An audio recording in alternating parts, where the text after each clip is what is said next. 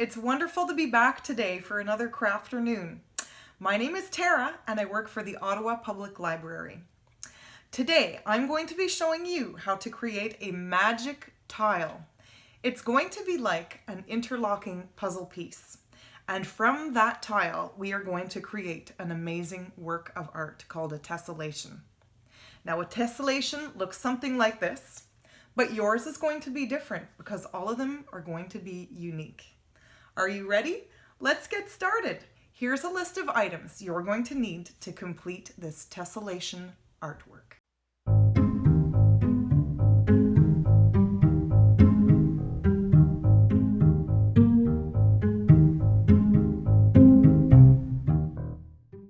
To create your very own amazing tessellation artwork using a magic tile, you're going to need a sheet of white paper.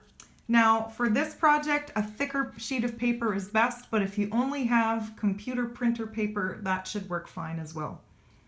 You'll also need a pencil, an eraser, a pencil sharpener, some Scotch tape or masking tape, or just about any tape will work for this, a pair of scissors, a ruler, an assortment of colored markers.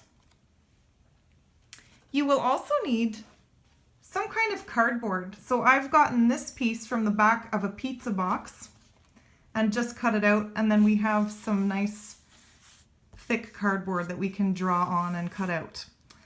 So you can check out your recycling bin and see if you can find anything in there, or you might have some appropriate paper in your house. That works fine too. For the finishing touches to frame our artwork, we're going to need a glue stick and a sheet of colored construction paper. We are ready to go.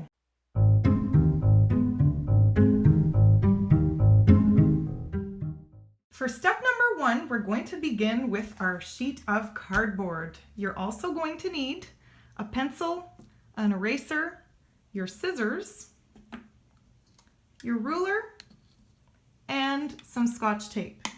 You may also want to have your pencil sharpener handy. Now, we're going to take our ruler and we're going to be cutting out a perfect square. So our square is going to be equal on all 4 sides. So we don't want our square to be too big. And if you have a ruler that has measurements, that will work best. So we're going to be making a square that is 3 inches or 8 centimeters on each side of the square, okay? So I'll do mine in centimeters. So I'm going to start in a corner and I'm going to measure 8 centimeters. So we put the 0 here against the edge of the cardboard, and I'm just going to draw a little tiny line to show me where that 8 centimeter mark is, and I'm going to do the same thing along the other corner. So my 8 is right here, so I'll start at 0 and it finishes over here at 8, so that's perfect. Okay, now I'm going to line my ruler up again one more time up here, and I'm going to make a little line to show me where the 0 is, and I'm going to lay my ruler here, and that shows me where the 8 is as well. So I'm going to draw my lines joining up those little marks, and that should leave me with a nice square that is 8 centimeters on each side. Okay, so if you want to make sure, you can always go around and measure and make sure that each side is 8 centimeters or 3 inches if you have a ruler that deals with inches. Okay, so mine looks great. It is time to cut out my little square. I'm going to use my scissors. Whoops. And I'm going to cut out my little square carefully with my scissors.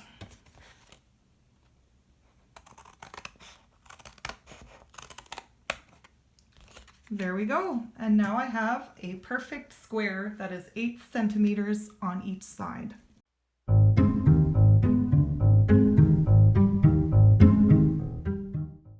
now that we've got our beautiful square, we're ready to create our magic tile.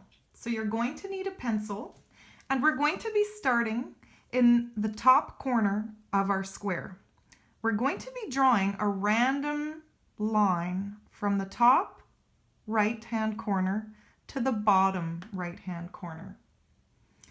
So you don't have to do it exactly like me, but you want to make sure that your line starts in the corner at the top and finishes in the corner down here at the bottom.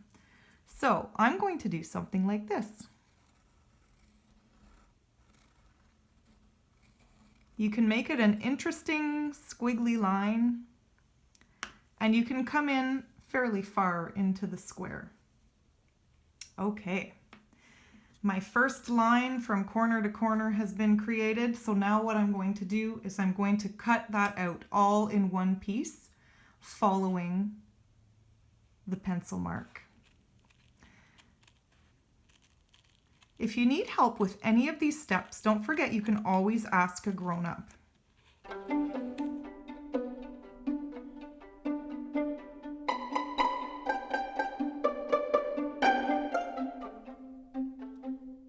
There we go. So I've cut the two pieces out, and you'll notice that this is one entire piece, so that's important. You don't want to end up with several pieces. You want to cut along the line all the way from corner to corner.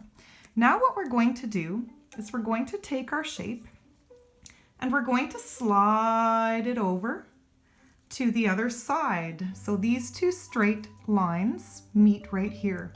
And now we're going to take a little piece of tape and we are going to tape those two together. So make sure they're fitting nicely together and the corners are lining up. Now if you need some help taping this down, you can always ask a grown-up or a friend for some help doing this. Press it down so that they stick together well, and if there's any tape overlapping like there is here, you can always trim it with your scissors or you can fold it down.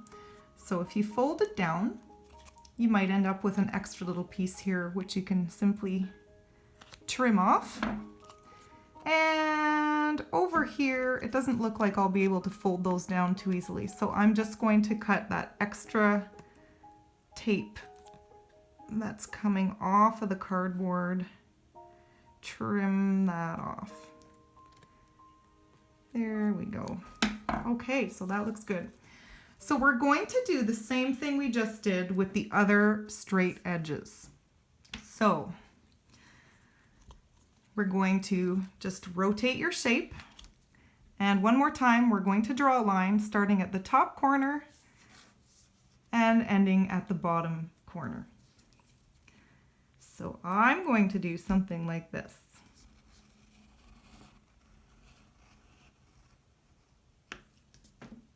Okay. So another funny little line, and now I'm going to take my scissors again and cut that out all in one piece. This is going to be a pretty interesting shape, I think, when we are finished putting it together. Here we go. Okay, so I have my two shapes. I'm going to slide this one over to the other side, and we're going to tape that together now with another piece of tape.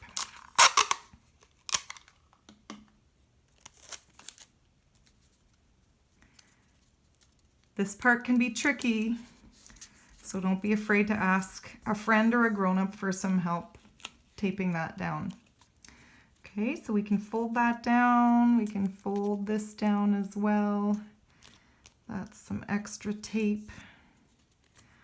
Okay, and that is looking pretty good to me.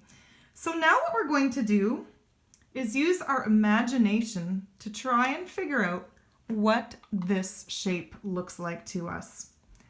So you can turn it in different directions and have a look at this interesting shape.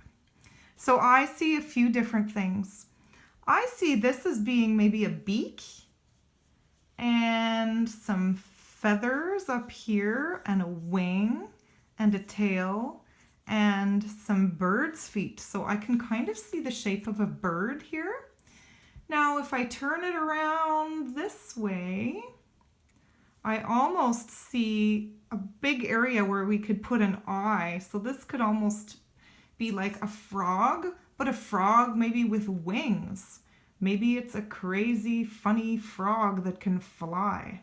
You can create anything. So whatever you feel inspired by looking at this shape, you can add some details to your shape to make it look more like that. This way, I almost see some kind of a dragon with a nice comb and a tail, some back feet and some front legs over here.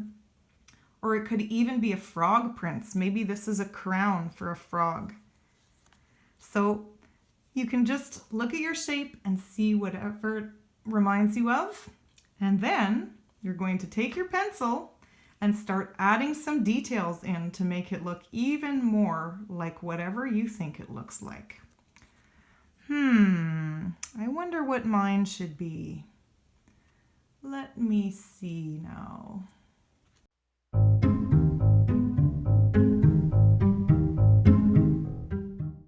Okay, I've taken a good long look at my shape and I've decided that I am going to turn it into a bird because this really looks like a beak and this really looks like a wing to me.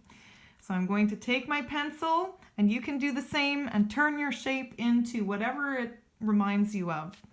So you don't have to do it exactly like I'm doing. You can make it truly your own artwork. So be inspired, take your time to decide what your shape reminds you of, and then you can start adding some details in pencil. So I'm adding a little beak. I'm going to add a bird eye over here.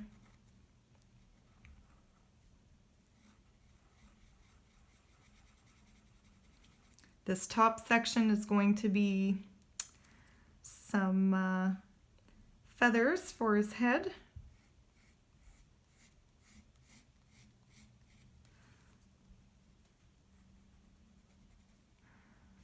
His other eye is going to be on the other side, so we won't see it. And this is the wing, so I'm just going to extend the wing a little bit down here. And this will be sort of his chest area that will have a different color of feathers on it. This over here will be the tail, and this will be the body coming down to his little feet that are going to be tucked under while he's flying. So that looks good to me. I think I'm ready to go. So you can do the same with your shape, and when you're ready, come join me for the next step.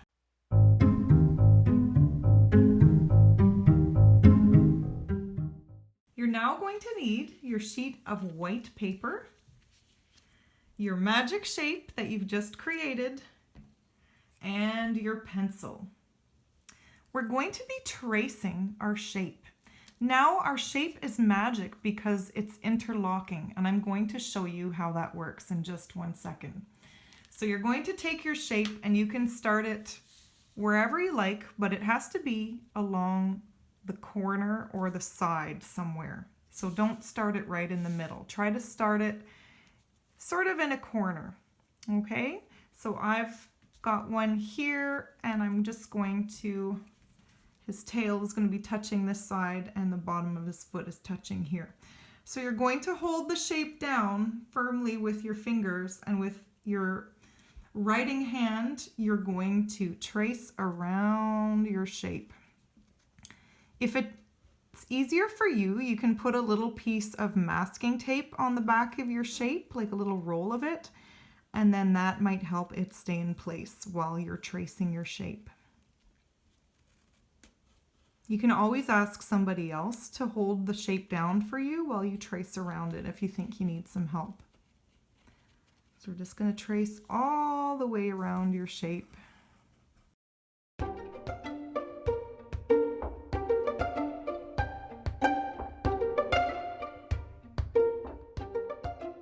And there we go. We have our first shape traced.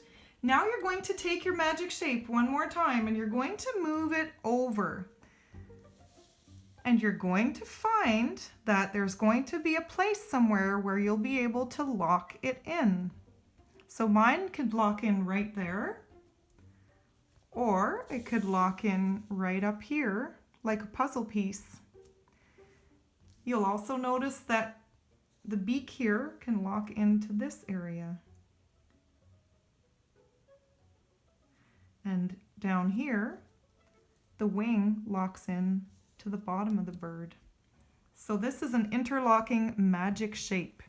And what I'm going to do is continue to trace around as I move the shape and lock it into all of the places where it fits until I've covered the entire page. So you can watch me for this next step.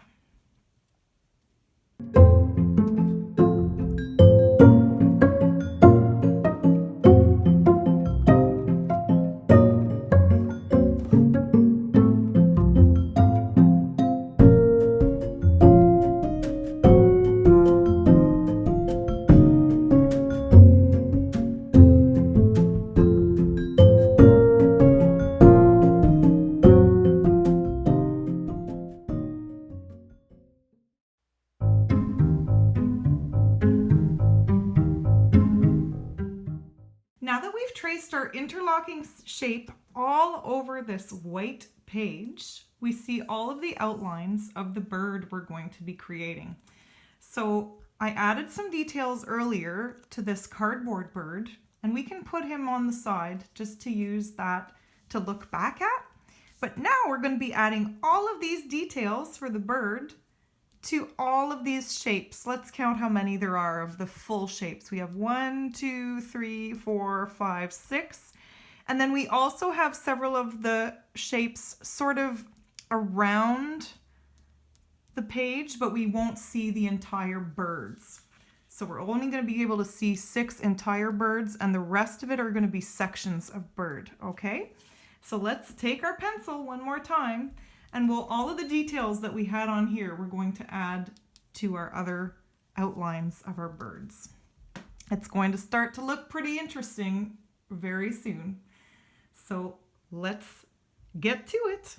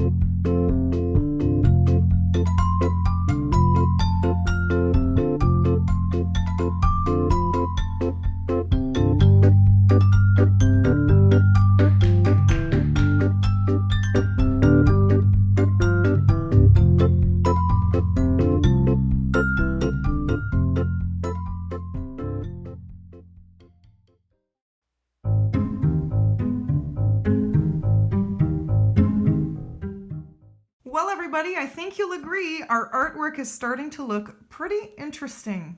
Can you see all of these interlocking shapes? They're going to look so amazing when we color them in. So let's get out our markers, or if you don't have any markers, you can always use pencil crayons for this part of the project. I like to alternate my colors. So I'll do one bird, one color, but then the bird next to it, I'm going to do a different color.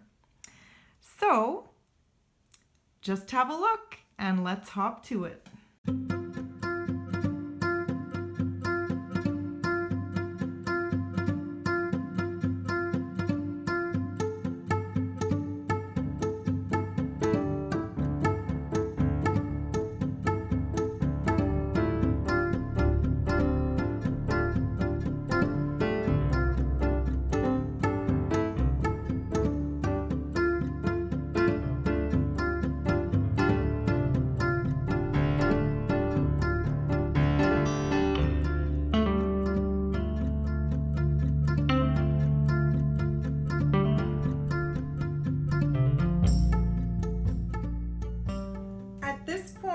I've colored in 3 birds, a blue bird, a pink bird, and then another blue bird.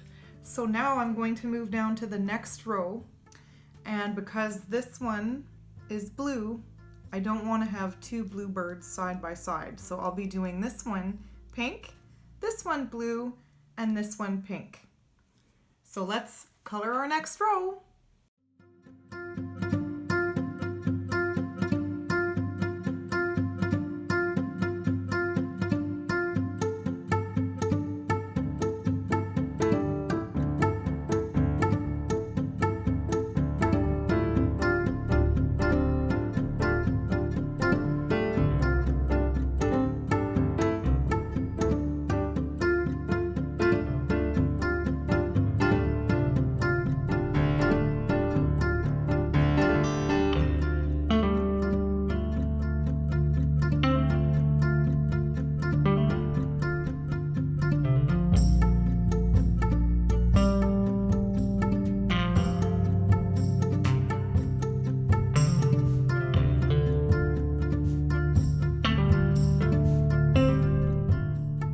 Okay, great. I've colored in my second row of birds, alternating between pink and blue. Now all we need to do to finish this up is to color in the birds that are around the edge of the page. So we're not going to see their full shapes, but we're going to start at the bottom here.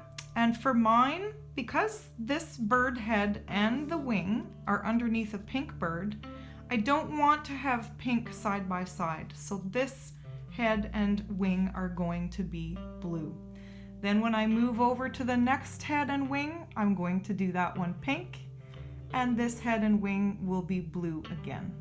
And then I'm going to alternate all the way around the page using those 2 different colors. Are you ready? Let's finish this up.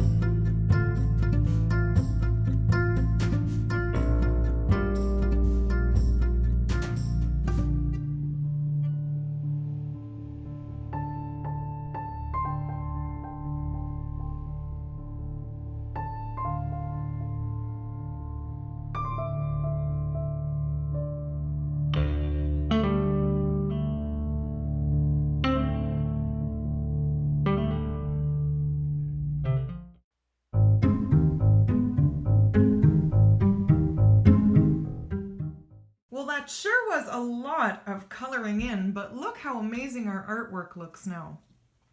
I can see pink birds and blue birds alternating all throughout the page. So if you're happy with your artwork, you can leave it just like this, but I always like to frame my artwork after I've put such a lot of time into it. So if you'd also like to frame yours, now's the time to grab your glue stick and a sheet of colored construction paper, and we're going to use that as our frame for our artwork. So the first thing to do is flip your artwork over, open your glue stick, and add a whole bunch of glue so that it sticks really well to our sheet of construction paper.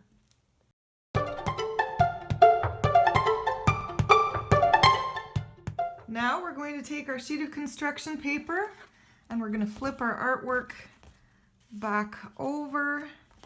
Take your time to center it really nicely on your colored construction paper. I chose a nice lime green. because I think that's going to look nice with the blue and the pink and make the artwork pop. And I am finished. I hope you had fun.